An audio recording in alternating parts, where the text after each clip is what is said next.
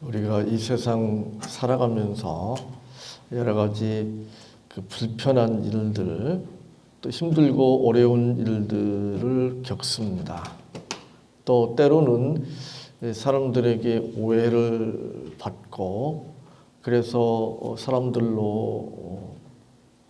사람들로부터 비난을 받거나 또는 공격을 받는 일들도 물론 흔하진 않지만 가끔씩은 있습니다.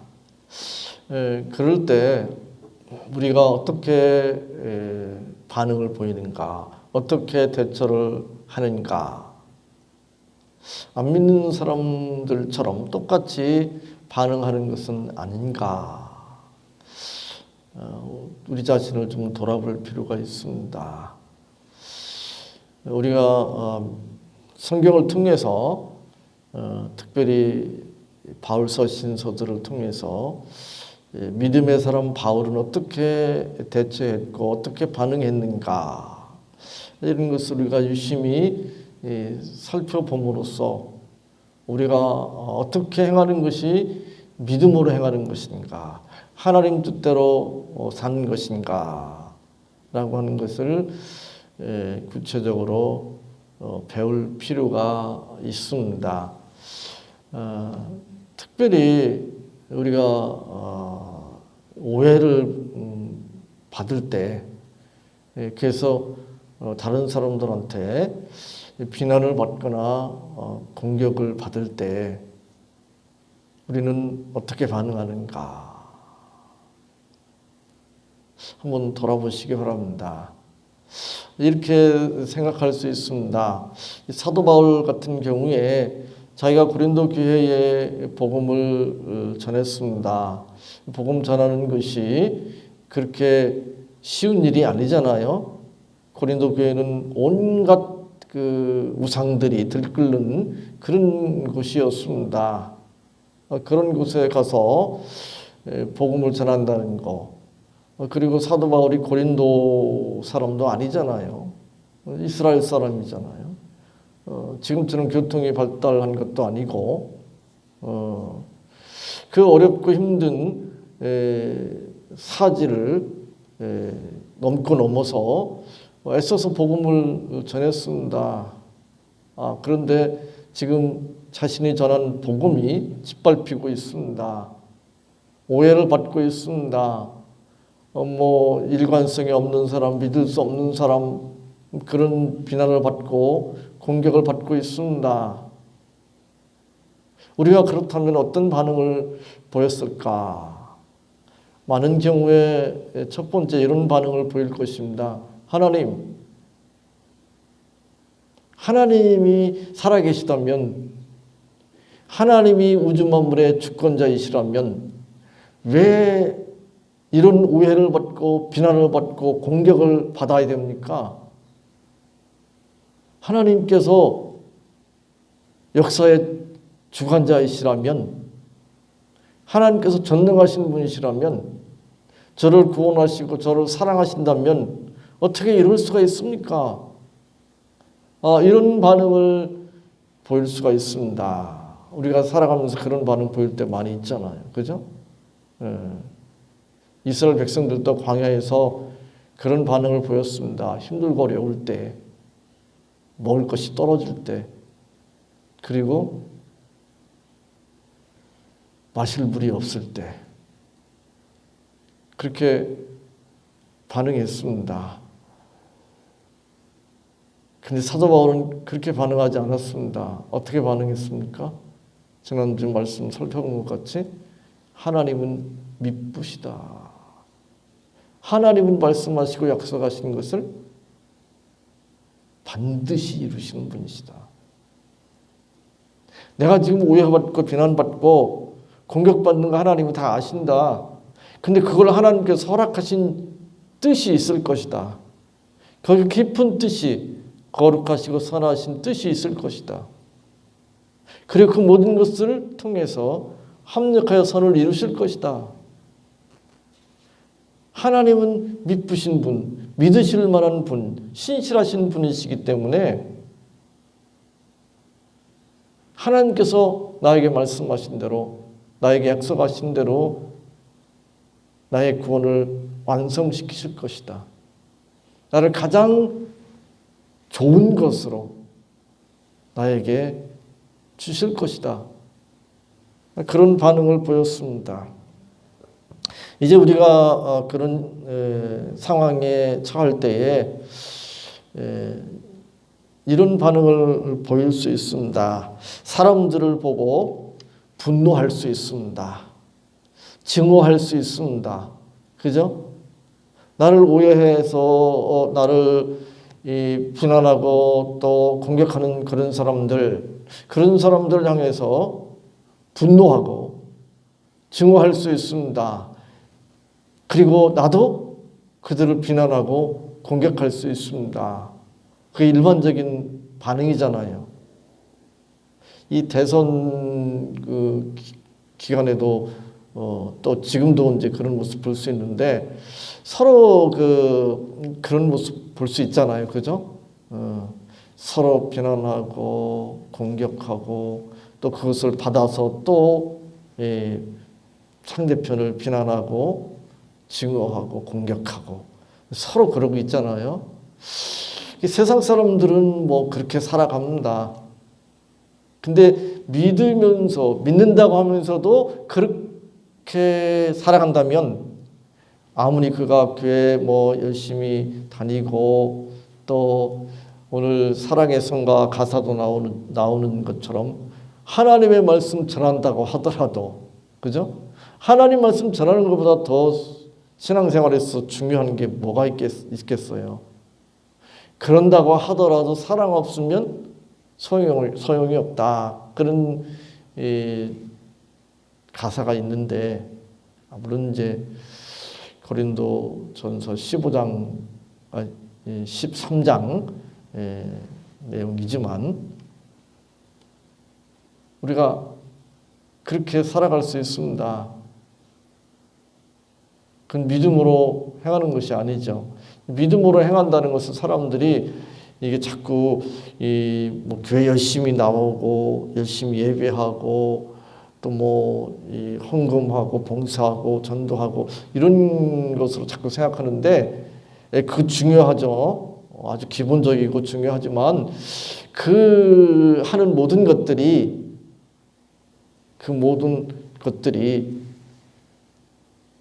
어떤 자세를 가지고 어떤 태도를 가지고 어떤 목표를 가지고 하고 있는가, 그게 중요한 거죠. 사도 바울은 당장 고린도 교회에 가서 이 거짓 교사들과 그 거짓 교사들의 선동에 휩쓸린 성도들을 징계할 수 있었을 것입니다. 근데 그렇게 하지 않습니다. 방문하는 것을 늦춥니다.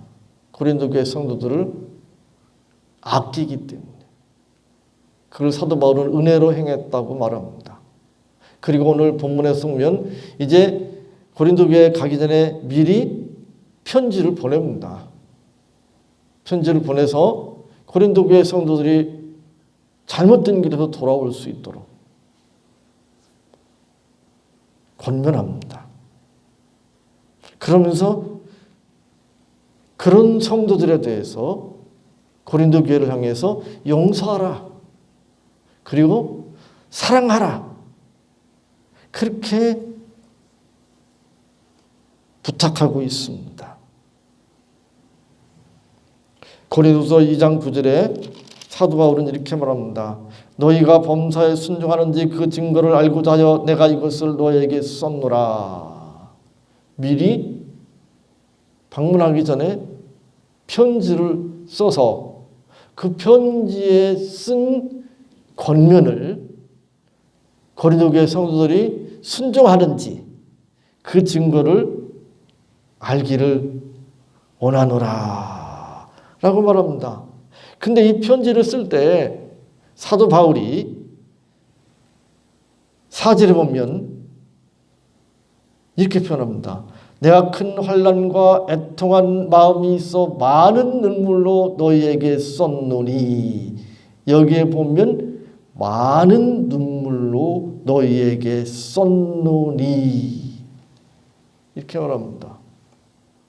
막 화가 나가지고 씩씩거리면서 편지를 쓴 게 아닙니다. 많은 눈물로 너희에게 썼노니. 현대인의 성경에 보니까 이렇게 번역했어요. 내가 근심하고 몹시 괴로워하며 많은 눈물로 그 편지를 쓴 것은. 세번역에 보니까 나는 몹시 괴로워하며 걱정하는 마음으로 많은 눈물을 흘리면서 여러분에게 그 편지를 썼습니다.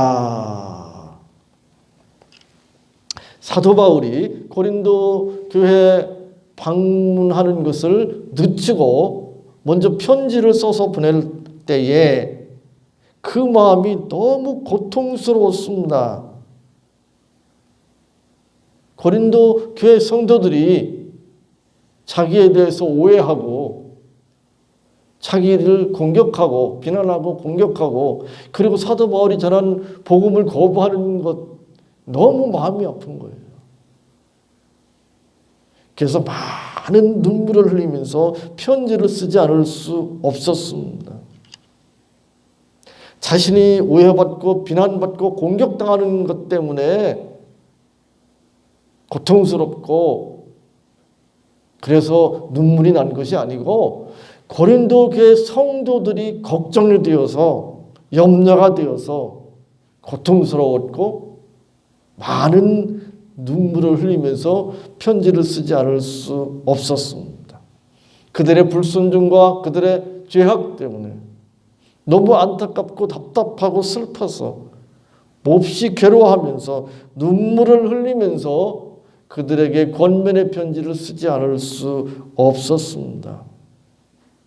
복음을 전할 때에 또 복음을 받아들인 사람들이 나를 오해하고 나를 비난하고 나를 공격할 때에 그리고 내가 전하는 복음을 거부할 때에 우리는 1차적으로 보이는 반응이 분노하는 것일 것입니다. 그리고 앞에서 제가 말씀드린 것처럼 하나님을 향하여 원망할 수도 있습니다. 그리고 똑같이 다른 그 사람들을 비난하고 공격하는 그런 반응을 보일 수 있습니다. 세상 사람들은 그렇게 하죠. 그런데 믿는 사람들은 그렇게 하지 않습니다. 내가 비난받고 오해받고 비난받고 공격당하는 것 때문에 내가 수고한 그 모든 것이 숲으로 돌아가는 것 때문에 내가 고통스럽고 내가 화가 나고 그것 때문에 슬픈 것이 아니고 그 사람들이 잘못된 것 때문에 고통스럽고 슬프고 마음이 아픈 거예요. 사도 바울은 이제 책망하고 권면하는 편지를 씁니다. 그런데 우리가 책망하고 권면하는 편지를 쓸 때에 그들을 비난하고 또 정죄하고 또 심판하는데 옳고 그름을 따져서 그들을 징계하는데 이렇게 목적을 둘 수가 있습니다. 세상에서는 그렇게 많이 하죠. 그런데 사도 바울의 목적은 사도 바울이 그렇게 책망과 권면의 편지를 쓴 것은 그런 데 목적이 있는 것이 아니었습니다. 그들이 잘못된 길에서 죄악에서 돌이키도록 하는 데 목적이 있었습니다. 만일에 사도 바울이 고린도 교회 성도들의 잘못된 것을 지적하는 자체의 목적이 있다면 이제 고린도 교회 성도들은 그것 때문에 근심할 것입니다. 그리고 그것은 사단이 좋아할 일이라고 사도 바울은 표현하고 있습니다. 5절로 8절에 이렇게 기록되어 있습니다. 근심하게 한 자가 있었을지라도 나를 근심하게 한 것이 아니요 어느 정도 너희 무리를 근심하게 한 것이니 어느 정도나 하면 내가 너무 심하게 하지 아니하려 함이라. 이러한 사람이 많은 사람에게 벌받은 것이 적하도다. 그런즉 너희는 차라리 저를 용서하고 위로할 것이니 저가 너무 많은 근심에 잠길까 두려워하노라. 그러므로 너희를 권하노니 사랑을 저에게 나타내라.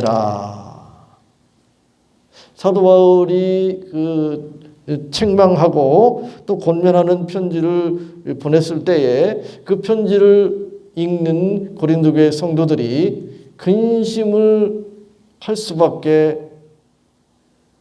없었겠죠. 근심을 안 할 수는 없었겠죠. 그러나 너무 많이 근심하는 것, 너무 많은 근심에 잠길까 두려워한다고 말합니다. 그러면서 오히려 고린도 교회를 향해서 사도 바울을 오해하고 사도 바울을 비난하고 공격했던 그 사람들, 거짓 교사들의 선동에 휩쓸렸던 그 사람들을 오히려 너무 근심하지 않도록, 그리고 그들을 위로하고 또 용서하라, 이렇게 편지하고 있습니다.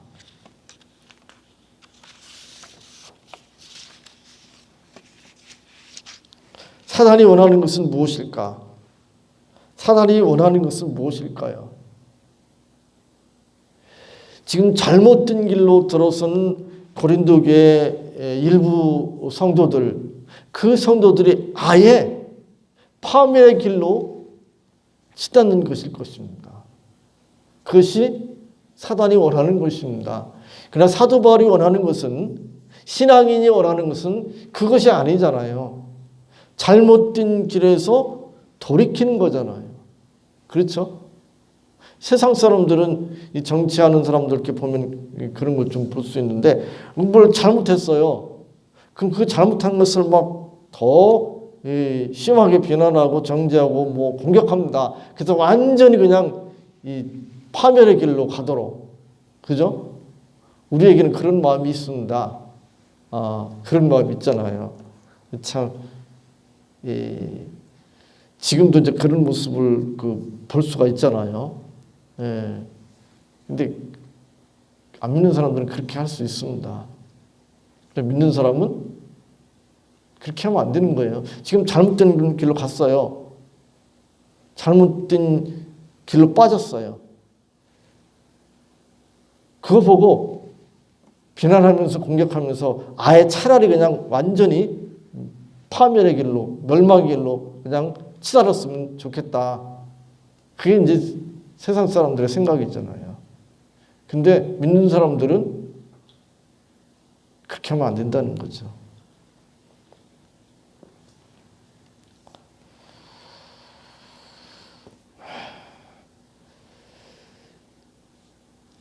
이 영어 성경 보면 어떤 표현을 쓰고 있는가 하면 Now show him that you still love him, 그런 표현을 쓰고 있거든요. 고린도 교회 성도들을 향해서 너희들이 아직도 그들을 사랑하고 있다는 것을 지금 그들에게 보여라. 지금 잘못된 길에 빠졌어요. 고린도 교회 성도들 가운데 일부가 거짓 교사들의 선동에 휩쓸려서.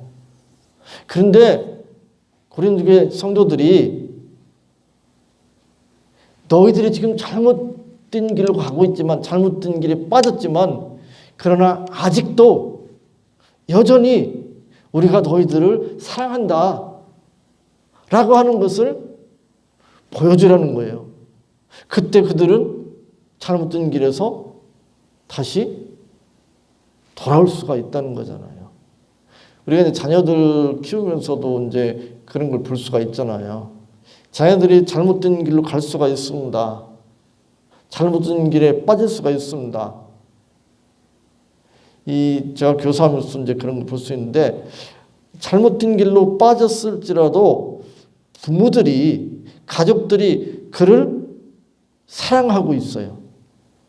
여전히 사랑하고 있다는 것을 보여주면 그가 비록 잘못된 길에 빠졌을지라도 돌아올 가능성이 큰 거예요. 근데 그게 없으면 이건 어려운 거예요. 이단에 빠진 사람들 가운데 가족들이 자기를 여전히 사랑하고 있다고 하는 거, 그것을 알고 있다면, 그리고 그 사랑으로 자꾸 권면하고 있다는 것을 안다면 그 자기가 가고 있는 길에서 살펴볼 거 아니에요. 우리 부모님이, 우리 가족이 나를 이렇게 사랑하고 아끼는데 내가 가는 길이 지금 잘못됐다고 그러는데 이게 잘못된 건가? 왜 잘못된 것인가? 돌아볼 거 아니에요. 그리고 언젠가는 사도 바울이 고린도 교회 성도들을 기다렸던 것 같이 우리가 기다리고 인내하면서 계속해서 그 사랑을 보여줄 때 언젠가는 돌아올 것이라고 하는 사실입니다. 우리 모두는 신앙생활하면서 실족할 수 있습니다. 죄를 지을 수 있습니다. 그냥 죄가 아니고 치명적인 죄를 지을 수도 있습니다. 재정적인 그런 문제 가지고 교회 안에서 또는 성적인 그런 문제를 가지고 이 치명적인 어떤 그런 실수를 할 수도 있습니다. 나는 그런 건 그런 죄에 빠지진 않아, 이렇게 생각하는 사람도 가끔씩 있는데 그 사람들은 자기를 잘 몰라서 그렇습니다. 인간이 얼마나 연약한지 부족한지 잘 몰라서 그렇습니다.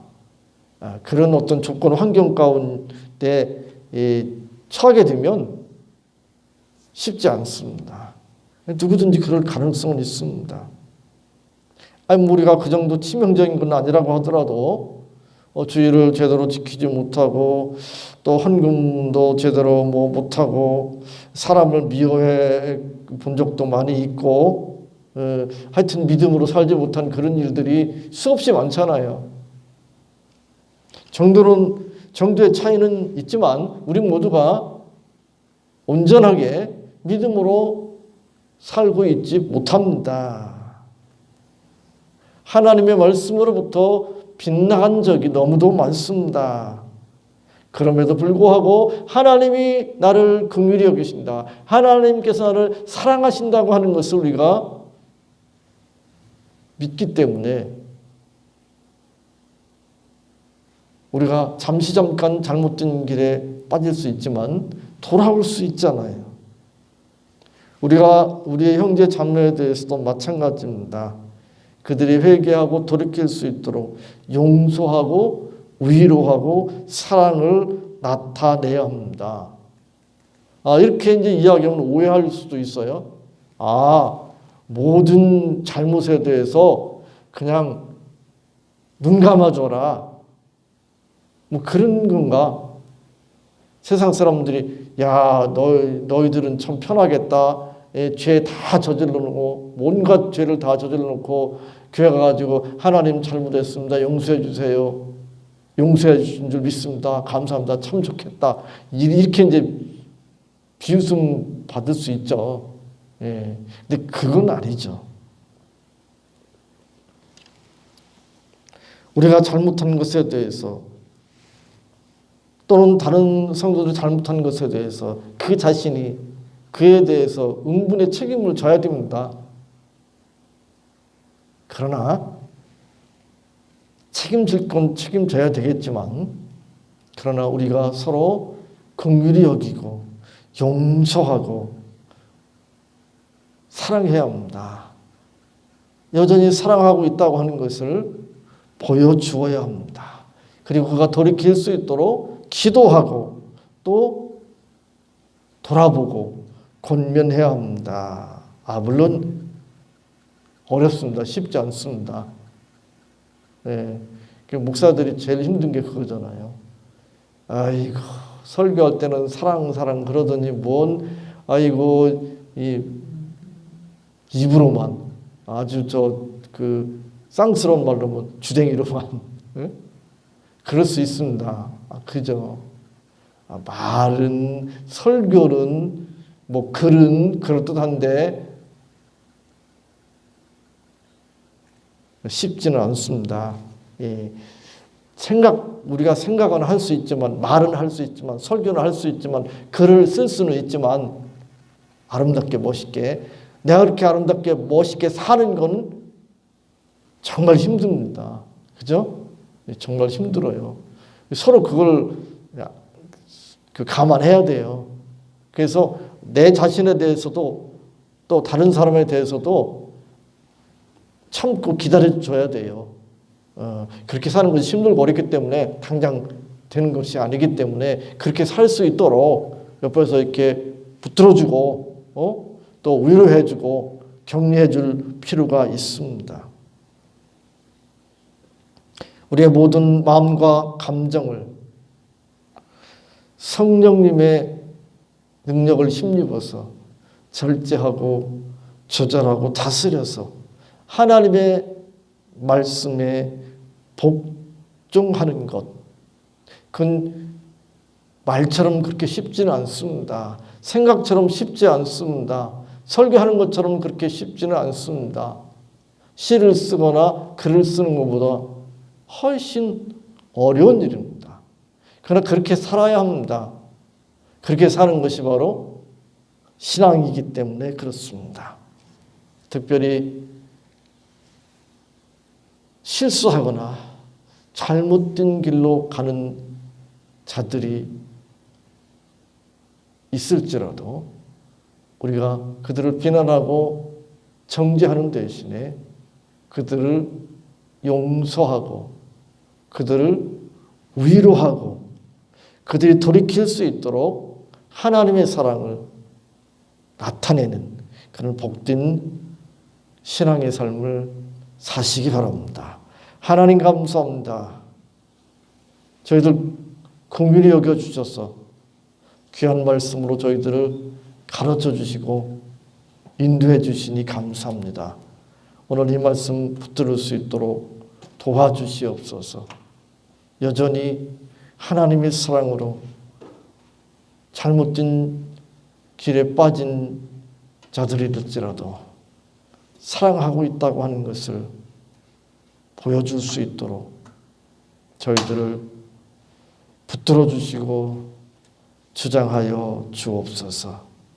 오해받고 비난받고 억울한 일을 당할 때에라도 저희들 분노하지 않고 원망하지 않고 같이 비난하며 미워하지 아니하고 오직 미쁘신 하나님을 바라보며 하나님께서 말씀해 주신 대로 하나님의 사랑을 나타내는 신앙의 삶을 살 수 있도록 인도해 주옵소서. 예수님의 이름으로 기도하옵나이다. 아멘.